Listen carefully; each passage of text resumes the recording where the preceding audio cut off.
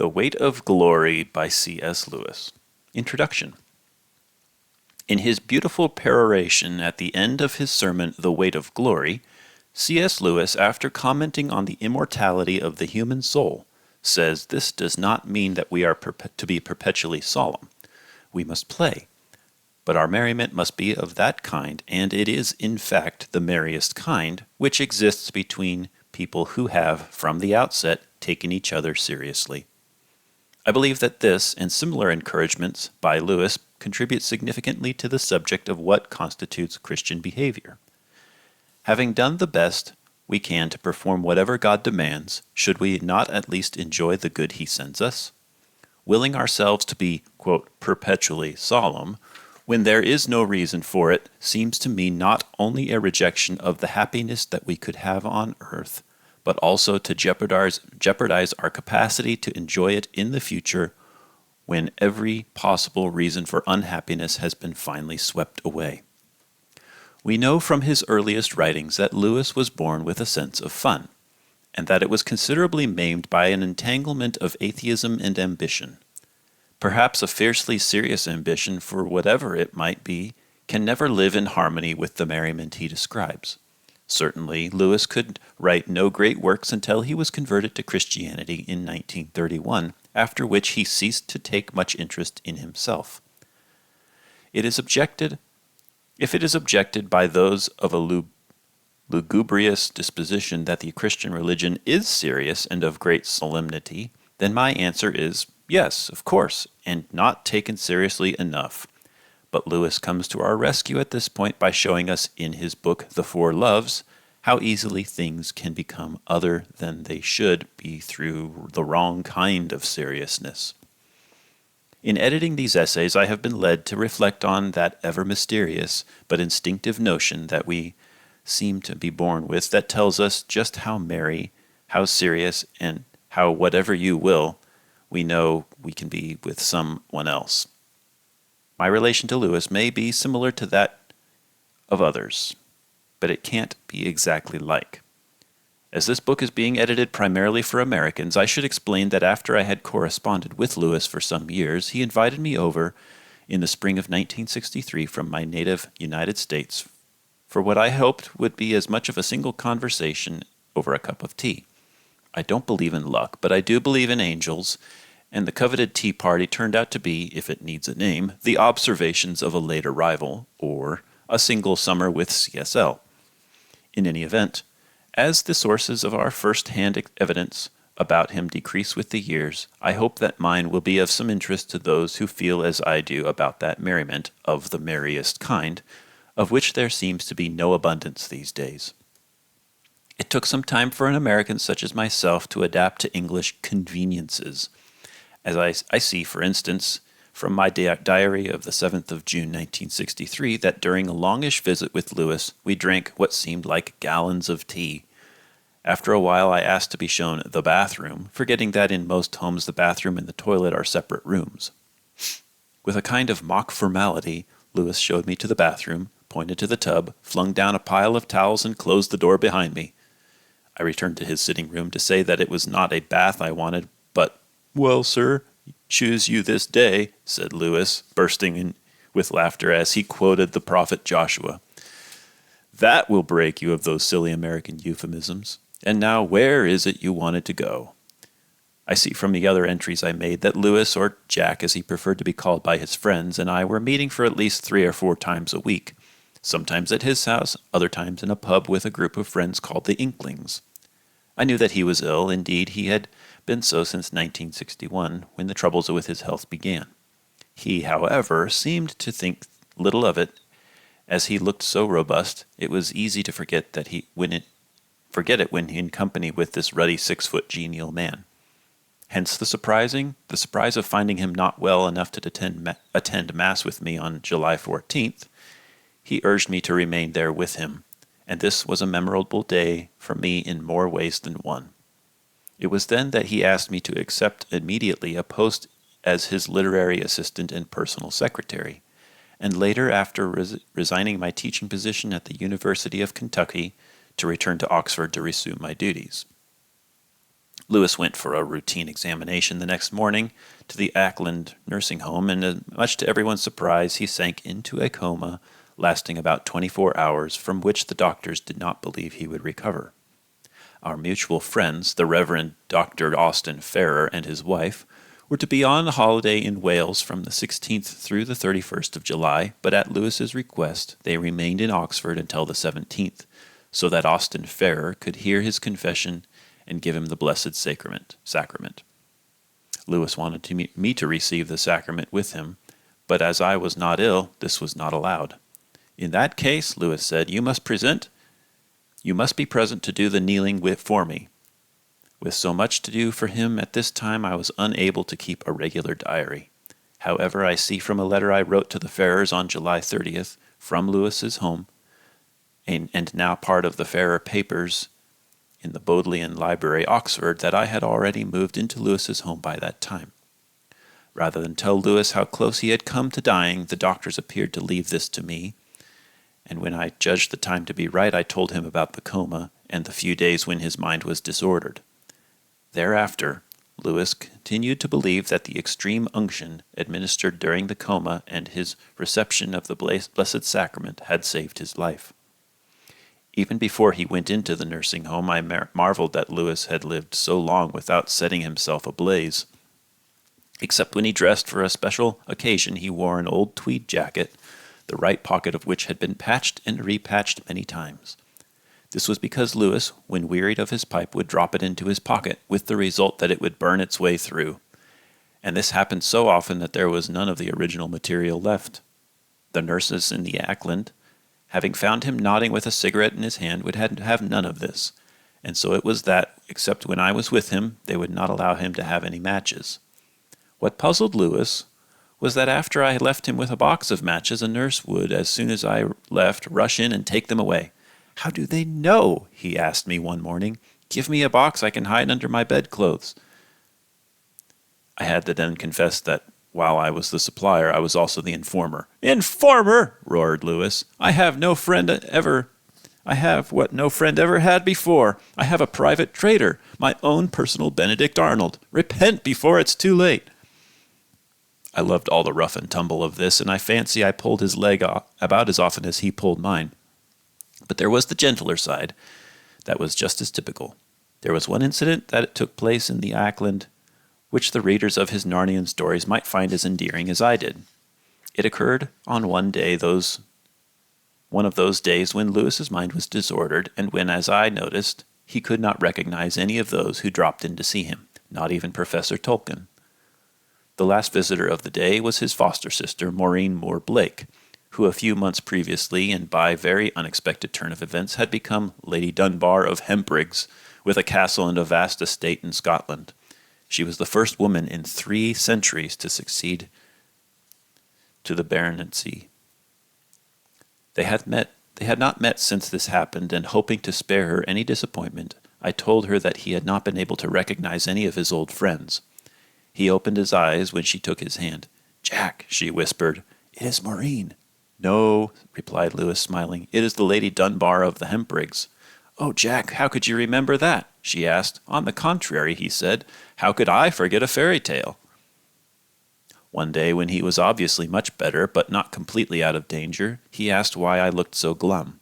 The reason for the glumness was that, living in our country neighborhood, was a fierce old atheist about 97 who went out for a brisk walk every day.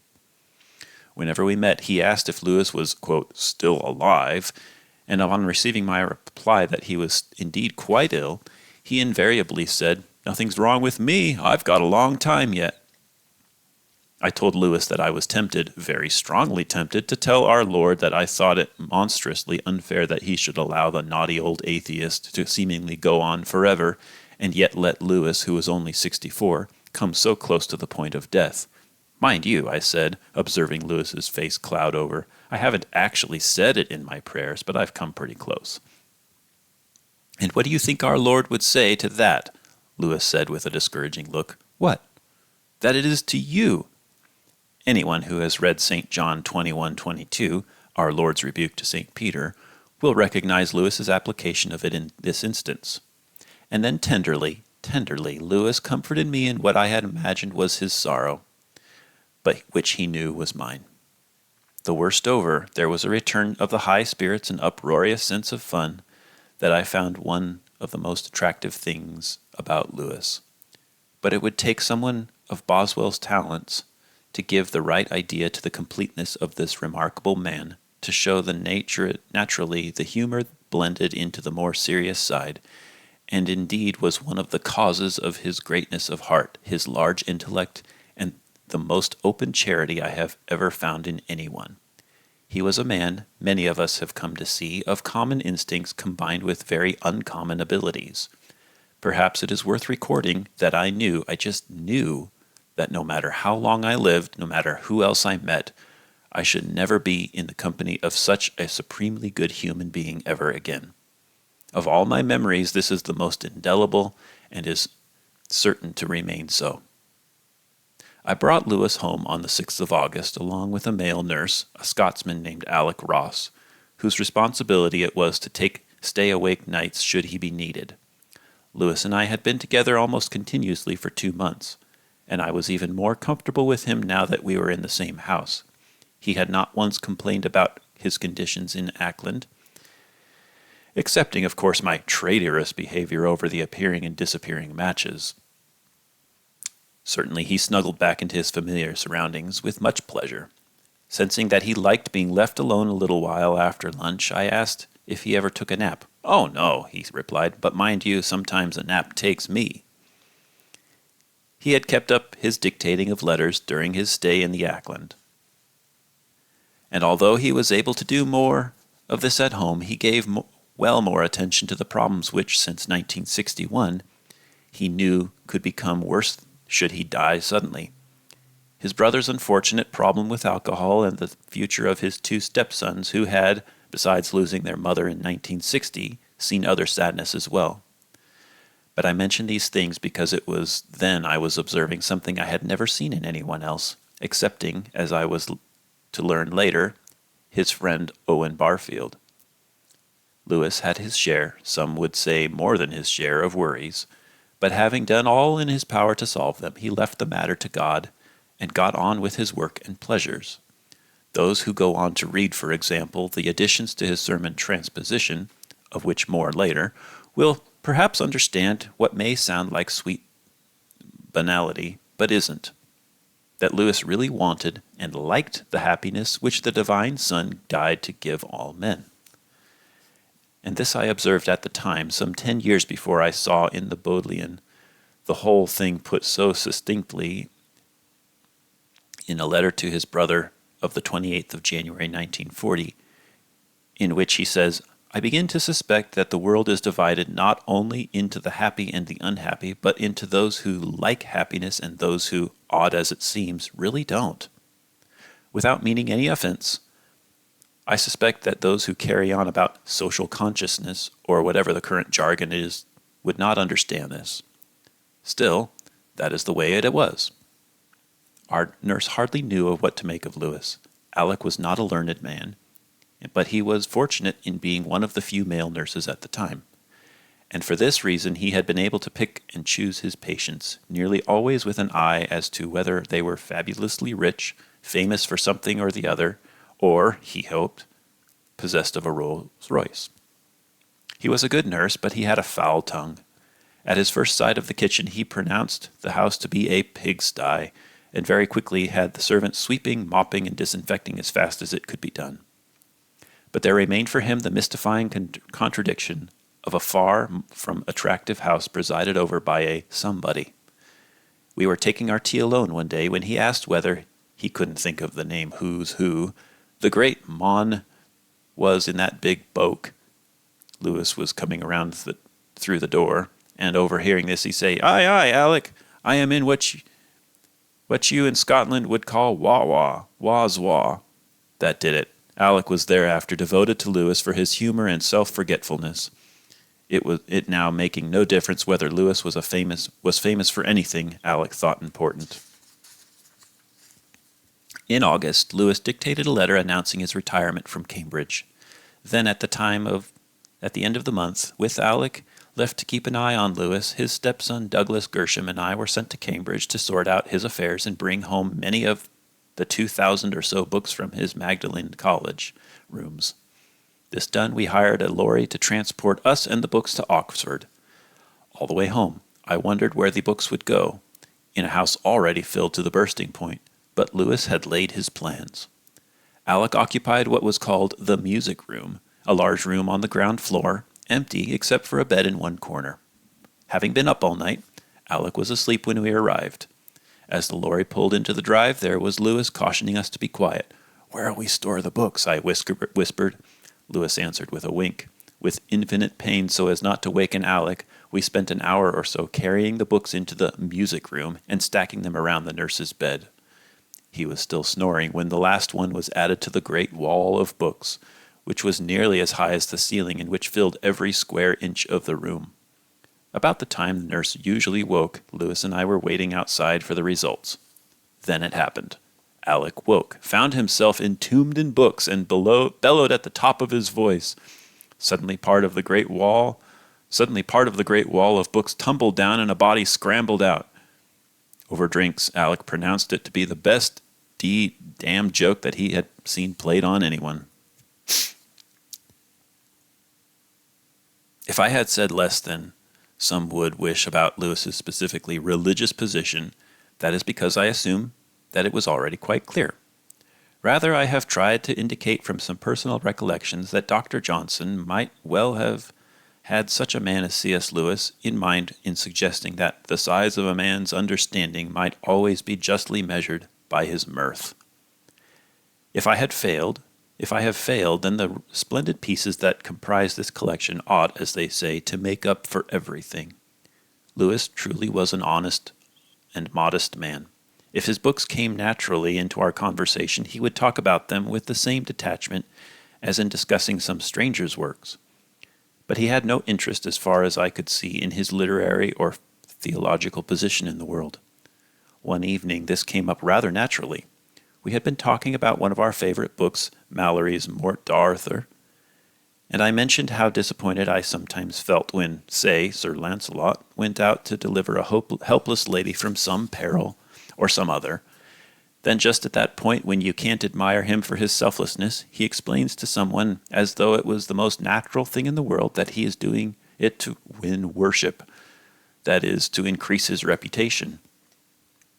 We recognized it as an inheritance from paganism. Without intending any embarrassment, I asked Lewis if he was ever aware of the fact that regardless of his intentions, he was winning worship from his books. He said in a low, still voice, and with the deep and most complete humility I've ever observed in anyone, "One cannot be too careful not to think of it." The house and the garden and the whole universe seemed hushed for a moment, and then we began talking again. As those poignantly happy months drew to an end, and the time came for me to return to the United States, Lewis and I began planning for his retirement. The books he would write, the duties I would relieve him of, our study together in the old French sources that lie behind Malory's Morte. Even now, years later, those happy prospects have the power to tease me with such hopes as Lewis's Jill thought of in the last battle, when, quote, "the picture of all those happy years piled up till it was rather looking down from a high hill onto a rich, lovely plain, full of woods and waters and cornfields which spread away and away until it got thin and misty from distance." But Lewis died suddenly on the 22nd of November, 1963. At times, when asked about him, I have made it clear that I was with him for only 3 months. But I think I do a disservice to both his memory and his kindness by that word, only. Have we not all felt a lasting bond with someone we have known for only minutes, and yet failed, for such is the nature of things, to achieve any intimacy with those we have run into for half an hour or so over a period of years? Make of it what you will, I am ashamed to admit that I once thought that because of the plans Lewis and I made together did not run on into the years, I was somehow cheated. If not wicked, it is ungracious. Recently, the grandmother of one of my friends was dying, and I went with him into those delectable peaks of Derbyshire, where the people are as free from cant and overstatement as any I know. It was early spring, and there was nothing my friend could find for his grandmother but a few sprigs of pussy willow. As he gave them to her minutes before she died, she pressed them to her face and whispered, "They're grand, my love, and enough." But of his books there never seemed enough for Lewis's publishers. Yet much as Lewis loved to write, never was it as it is with so many others. Zeal not according to knowledge. He had to have something to say before he put pen to paper. Still, although he kept a deadliness set by himself regarding his books, it took the initiative of his English and American publishers to press him into preparing selections of his shorter pieces, not because Lewis had not put all his efforts into such addresses as are found here, but he needed prodding before such selections were made. This volume, consisting originally of the addresses numbered 1, 2, 4, 6, and 7, was published by the Geoffrey Bless of London in 1949 under the title Transposition and Other Addresses, and later that same year by the Macmillan of New York as The Weight of Glory and Other Addresses. Since that time, the volume of essays on two sides of the Atlantic have differed somewhat, and this book is an attempt to put things right. What spurred me into action was a tour I made of the United States in 79 with the film Through Joy and Beyond the Life of C.S. Lewis. After the film, I ended the evening by reading aloud a portion of Lewis's Transposition. What I had forgotten, and many nice people reminded me of, was that I considered one of the most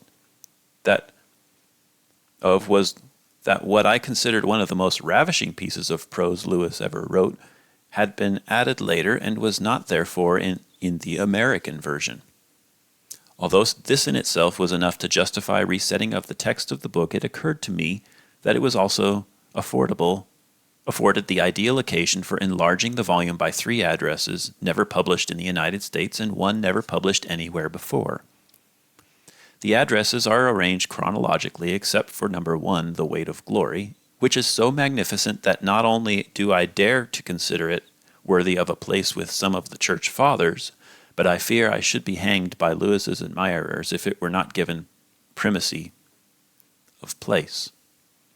It was preached at the invitation of Canon T.R. Milford at solemn evensong in the 12th century Oxford University Church of St. Mary the Virgin on the 8th of June 1941 to one of the largest congregations ever assembled there in modern times.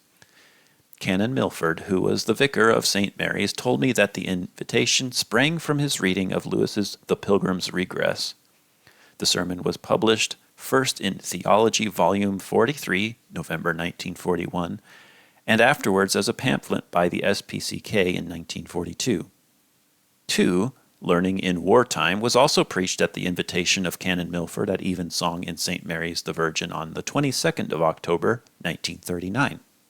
This, too, was owing to the canon's appreciation of The Pilgrim's Regress and, as he told me, because with so much unrest caused to Oxford undergraduates by World War II, Lewis, an ex-soldier and Christian Don at Magdalen College, was thought to be just the man to put things into the right perspective.